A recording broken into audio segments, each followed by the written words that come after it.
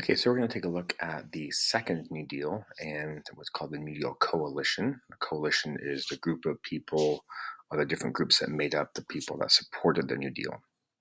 So, chapter 9, lesson 2, and lesson 3. You can see the page numbers here. So, a couple of things here. So, the second New Deal comes after Roosevelt's re-election in 1936, and we can see here how he dominated again in this election. And so he won almost all the states except for a few. This idea, this headline of a newspaper here talking about, there's 3.5 million people on relief programs. That means with programs like the CWA or the CCC, those kinds of things. And so Roosevelt's going to continue with that. And we see in this cartoon here, we see Uncle Sam, who's, like a sick patient, and FDR is the doctor here. And he's got his medical bag saying New Deal remedies. And Congress is, the patient's wife. And Franklin Roosevelt is saying, of course, you may have to change remedies if we don't get results. Basically, we'll keep trying different things until the depression gets better. And we see here all these medicine bottles labeled with the different New Deal agencies that were meant to provide relief, recovery, and reform. All right, so let's start with some of the terms and people to know. So first of all, this term deficit spending. So a deficit is when you spend more money than you have. And so deficit spending is when the government spends more money than it takes in through taxes. And this is used during the New Deal. A lot of these programs were expensive to hire people, and the idea was to help jumpstart the economy. Sometimes this is also called Keynesian economics, named after an economist named John Maynard Keynes. Huey Long is a person who was a critic of the New Deal who said the New Deal didn't go far enough.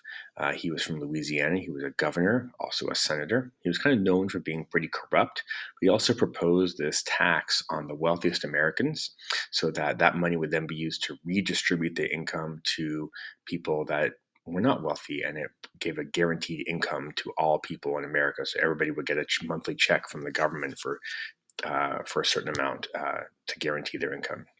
We also have the Wagner Act, which is also known as the National Labor Relations Act, which is a law that encouraged the formation of unions, again, to protect workers.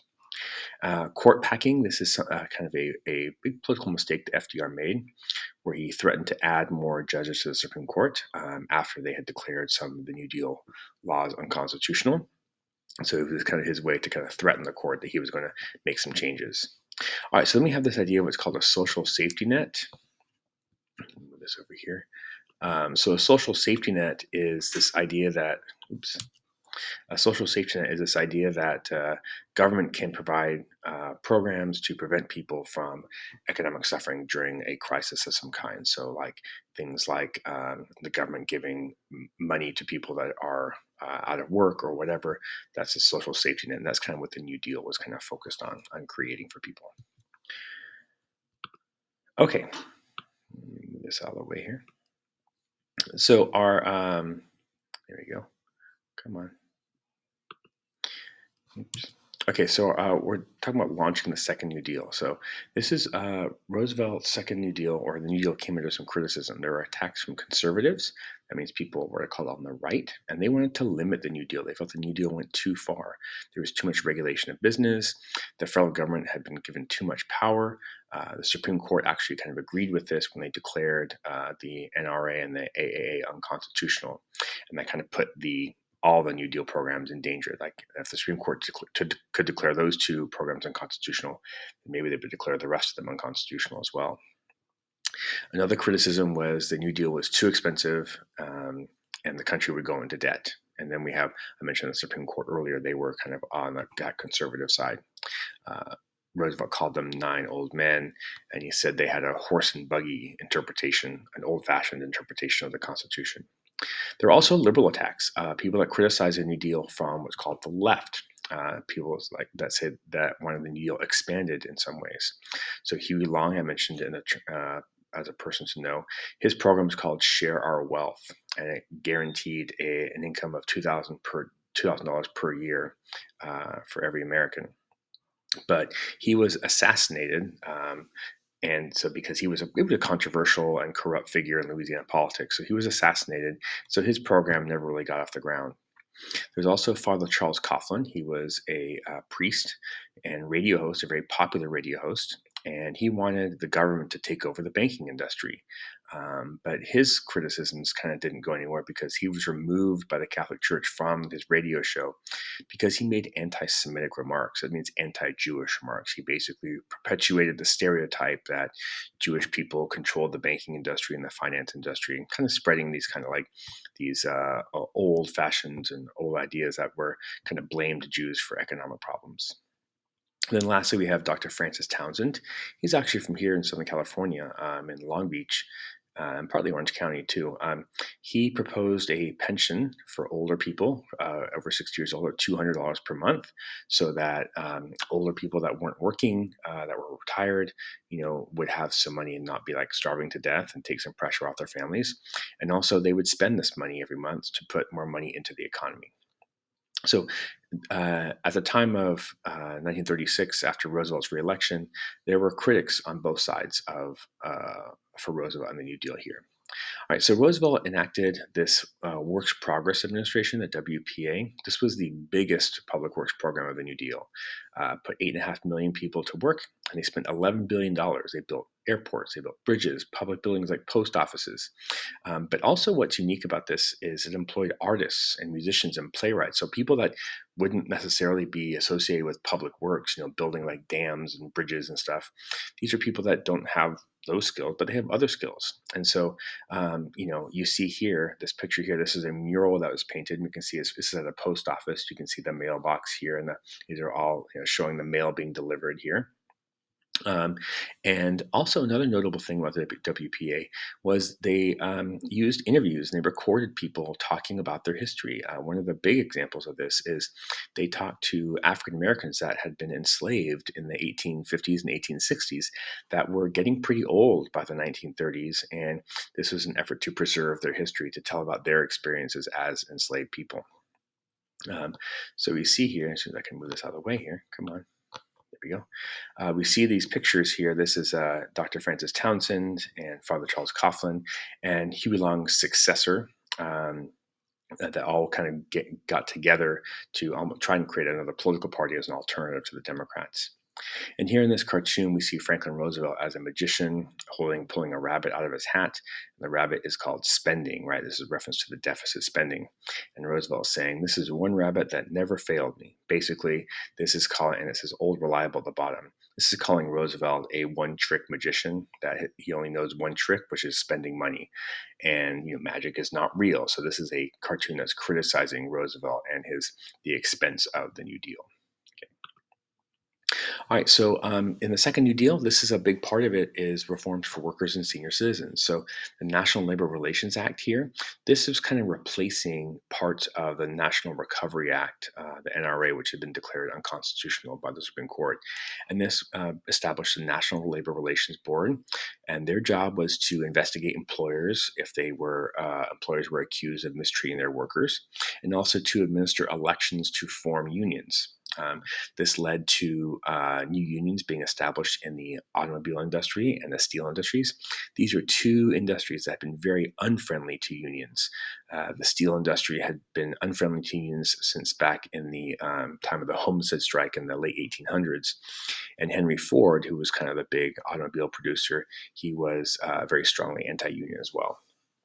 So the CIO, which is the Congress of Industrial Organizations, they organized these sit-down strikes where instead of leaving the job and refusing to work, they stopped working and refused to leave the factory floor so that other workers couldn't come in and replace them. And this was a pretty effective tactic. And we had union membership triple in 6 years, went from like 3 million people to 9 million people between 1933 and 1939. So the NLRB, the National Labor Relations Act, the Wagner Act, this was a big protection for unions. The other and probably most famous part of the New Deal is Social Security. This was sort of similar to Dr. Francis Townsend's plan, but a little bit different. This was guaranteeing money to those older than 65, as well as the unemployed, and it was paid for by payroll taxes, so that when you have a job, a little bit of your money is taken out and put into the Social Security program. So everybody contributes to it. So that way, when you're old, you will get that money, but you will have contributed to it throughout your working life. And this is known as an entitlement program because every American is entitled to it. And it creates that social safety net that I mentioned earlier. So to make sure that people were protected. And you see here this poster that kind of is advertising the Social Security, right? It says, for the rest of your life, beginning when you're 65, your monthly Social Security check. So when we talk about Social Security numbers, this is where they come from. They didn't exist prior to this program. All right, so Roosevelt is reelected in 1936, his second term. He's elected by a big margin again. And remember, the Supreme Court had declared a couple of the programs, New Deal programs, unconstitutional. The Agricultural Adjustment Act and the National Recovery Act had been declared unconstitutional. And so FDR was pretty upset about this because these were kind of really important pieces of his New Deal. And so his response was to threaten to pack the Supreme Court. He called them the nine old men, with some younger and more democratic judges that would support his New Deal efforts. But a lot of people felt that this was FDR kind of taking too much power. Like we see in this cartoon here, the government reorganization is the New Deal, like expanding government, and then packing the Supreme Court. These are all steps that would lead to Franklin Roosevelt, FDR, becoming a dictator. So that was one of the criticisms here. So this is kind of a rare misstep by FDR as president here. And another thing that was kind of not working out so well for Roosevelt is in 1937, unemployment was going down because of the New Deal relief programs, and so the thought was, let's see where the economy is at. So they cut some of these programs, but what ended up happening, it kind of backfired because unemployment increased to about 2 million people, because not only did you have these people in the WPA and PWA kind of losing their jobs, but also the payroll taxes for Social Security came out of people's paychecks the first time, taking money out of the economy, which meant less spending, which meant less jobs. And so unemployment kind of jumped up in 1937. This is called the Roosevelt Recession, because it happened because Roosevelt was cutting the New Deal programs. And so what happened is the government had to respond by increasing these relief programs back again to help with the situation. We see in this cartoon here, we see FDR as a police officer, and he's talking to the Supreme Court, who are like, we're driving an old-fashioned horse and buggy here. And Roosevelt's saying, you've held things up long enough. In the background, we see a traffic jam of all these modern cars with Social Security, the Wagner Act, and those kind of things. So this cartoon is basically saying the Supreme Court is holding up the progress of the New Deal here. So it's a response to what the Supreme Court did when they declared the Agricultural Adjustment Act and the National Recovery Act unconstitutional. All right, so let's talk about the end of the New Deal. So the last three New Deal programs were kind of about housing, farming, and kind of labor, right? So the National Housing Act was government assistance to help people builders build low-cost housing so more people could afford to buy homes. With the Farm Security Administration, this was meant to kind of fix some of the problems under the Agricultural Adjustment Act, when Agricultural Adjustment Act paid farmers not to grow. Well, that hurt farmers that rented their farms, not owned their farms, and many of those were African American sharecroppers. So the Farm Security Administration was meant to provide loans to help those African Americans actually buy their farms and no longer having to rent here. So we see a picture of some African American farmer sharecroppers here, what that was like. Um, we also have kind of like growing opposition to the New Deal. So Southern Democrats who wanted to deny African Americans civil rights and weren't happy about things like the Farm Security Administration or the way the New Deal treated African Americans, which was more fairly. So they were opposed to that. And there were conservative Republicans who didn't like the New Deal for its high government spending. They won elections in 1938. So we kind of see here what was happening. So you can see on the right side here, Republicans had the majorities in 1928, 1930, but then they drop a lot of support in 32, 34, 36. And so in 1938, the next election year, we start to see gains for Republicans as well as for Southern Democrats here. So there's this kind of coalition to prevent the New Deal from continuing. So kind of the legacy of the New Deal, its kind of reputation, what it means for us today, it really did dramatically increase the role of government in people's lives. It represented a huge shift in how people thought about government and what government could do. It also, in the short term, increased stability and confidence in the economy. So, like in the banking system, housing, all those kind of things. So, it made people feel more confident that the economy was moving in the right direction. Though it's important to note that the New Deal did not end the Great Depression. It made it probably less bad, but World War II and US entry into World War II, when we had to produce lots of planes and tanks and stuff and put people back to work, that is what kind of ended the Great Depression.